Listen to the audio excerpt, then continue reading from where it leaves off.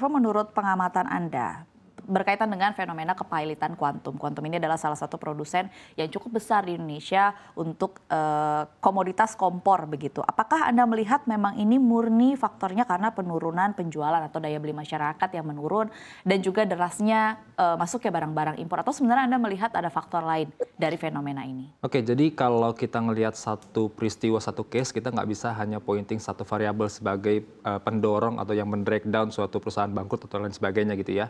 Salah satunya memang kita cermati dari sisi kayak daya beli, tadi sudah sempat mention juga bahwa memang daya beli masyarakat kita semakin kesini semakin cukup mengkhawatirkan gitu ya.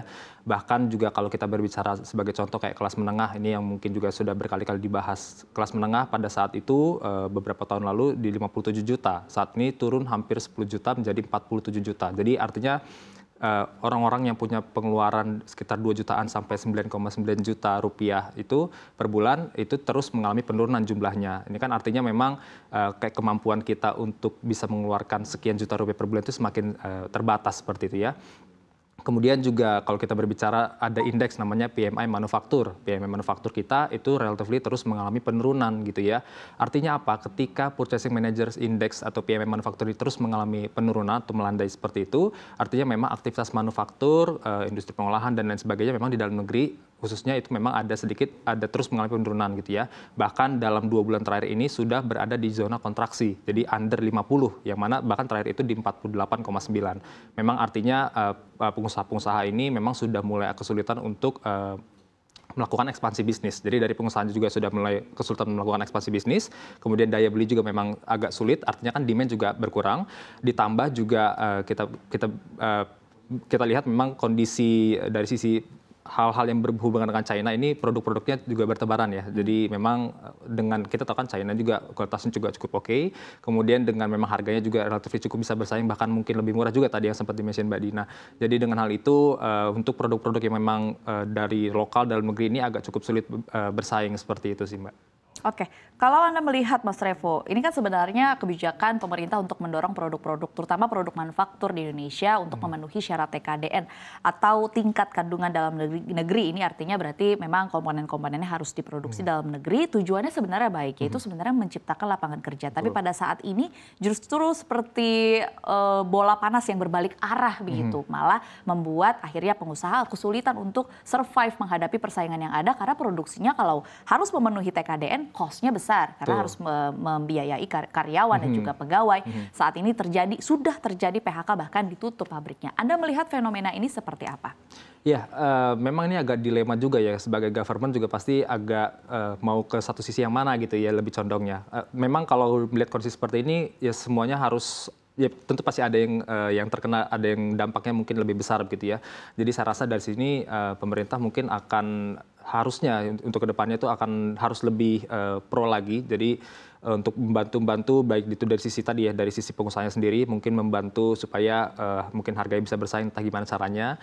Kemudian kita berbicara dari sisi daya beli konsumennya juga. Jadi meskipun memang ternyata mungkin harga misalkan kompor kuantum ternyata misalkan agak lebih tinggi dibandingkan yang barang dari China misalkan seperti itu ya.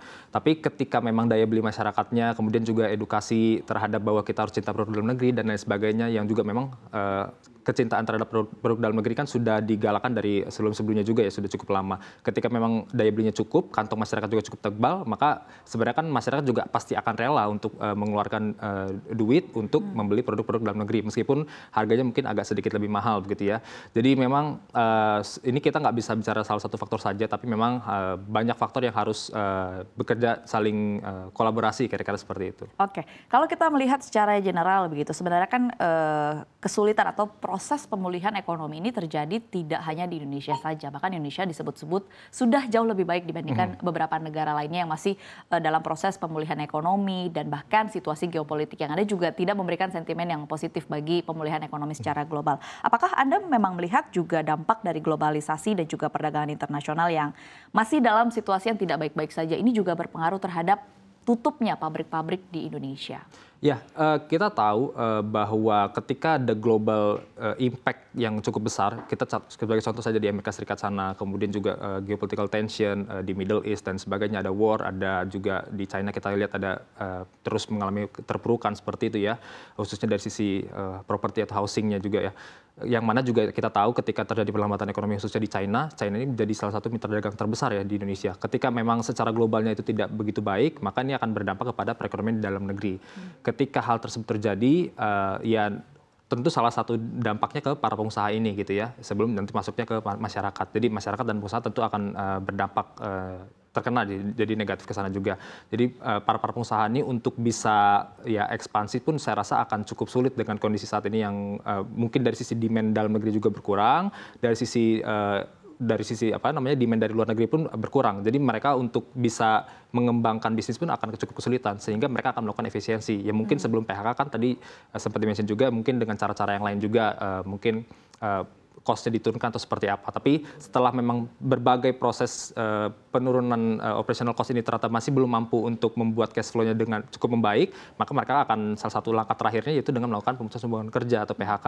Nah ini bahkan sampai kalau kita tahu kan di Compare Quantum ini dia bahkan PHK dan juga akhirnya menutup pabriknya seperti itu, bahkan kayak pesantren dan sebagainya pun ya harus direlakan seperti itu. Jadi memang seluruh rentetannya ini memang berdampak sangat signifikan sekali ya ke perusahaan-perusahaan ini.